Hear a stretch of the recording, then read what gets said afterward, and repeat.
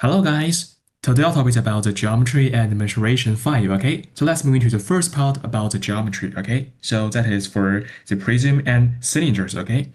So here we can find that is a prism, okay? So we can say prism is a three-dimensional solid, okay? And it has exact the same cross-sectional all the way through the lens, okay? So for example, here is a kind of prism, okay? And you'll find that here is a triangular prism because the base here is a triangle, okay? So we also have the rectangle or the square base prism like here.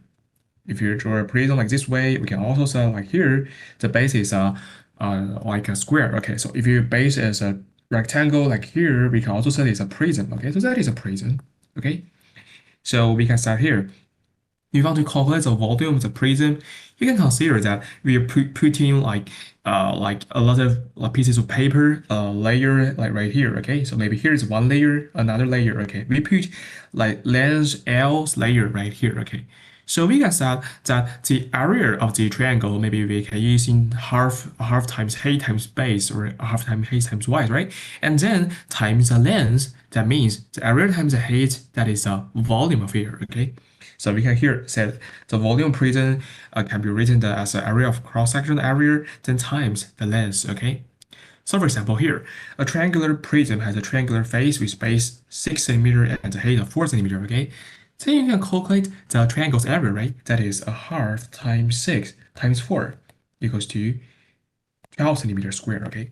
And the length here equals to 10 centimeter. We can say that the volume equals to the base area times the height, that is for 12 centimeter square times 10 centimeter equals to 120 centimeter cube, okay?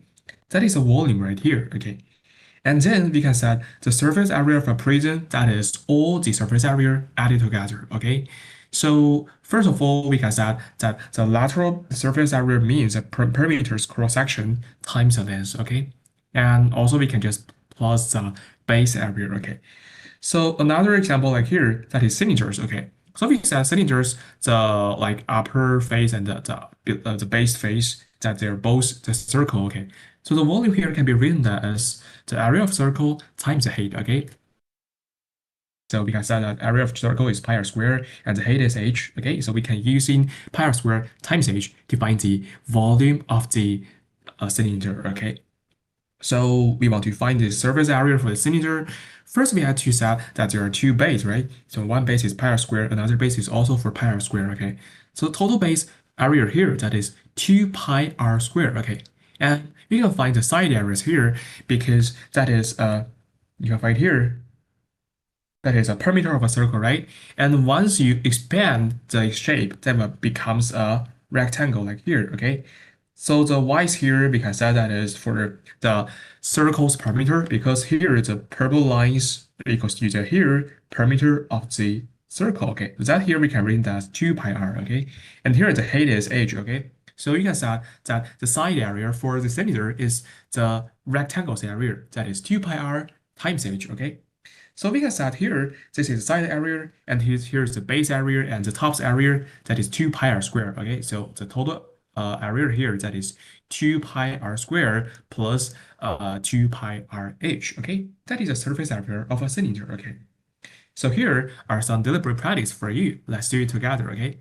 So for the fourth problem, calculate the volume of a cylinder with radius 5 centimeter and height 20 centimeter, okay? So here we can set maybe radius 5 centimeter, and we can set here, that is a cylinder, because the radius is 5, height is 12, the volume here can be written as the base area times the height, okay? That is for pi r squared, that is 25 pi times the height, that is 12, okay? So here we can be written down as 4 times 100, from 25 is 100, that is 300 pi centimeter square, okay? So for this problem, you can also write down in decimal places, like you can put pi equals 3.14 into it, okay? So for the second problem is that a solid cylinder has a diameter of 10 centimeter and height of 8 centimeter, right? Okay, so we can just try to draw the cylinder like here, okay?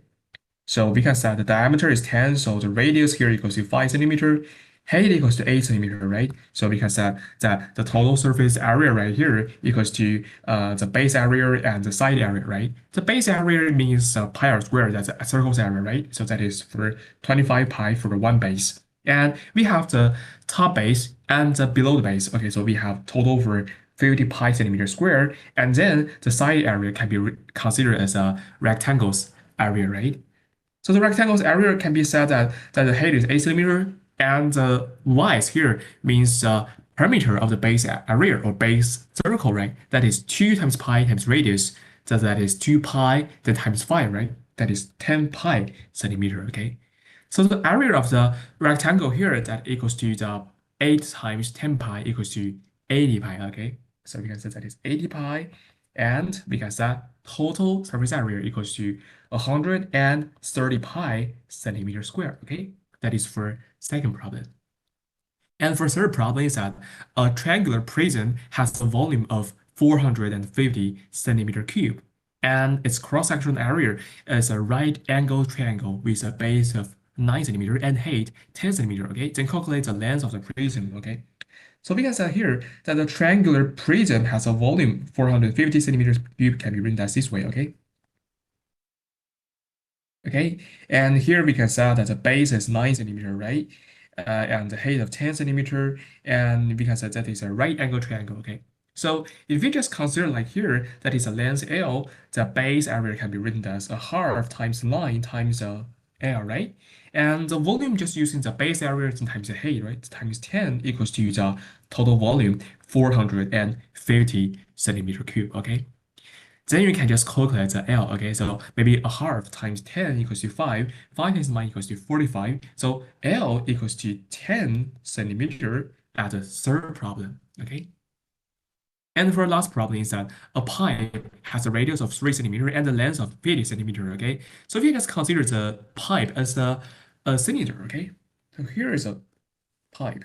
So you can say that is 50 centimeter, the radius 3 centimeter, okay?